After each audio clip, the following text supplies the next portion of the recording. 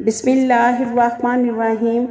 अजवाइन से बदहज़मी का इलाज और अजवाइन के 8 हैरत अंगेज़ फ़ायदे।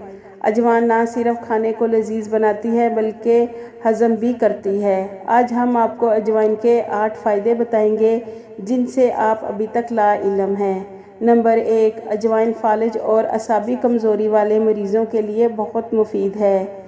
नंबर 2, अजवाइन के चंद दाने चबा लेने से के फ़ौरन रुक जाती है। अगर मुंह का जायका ख़राब हो तो अजवाइन के दाने चबाने से ठीक हो जाता है।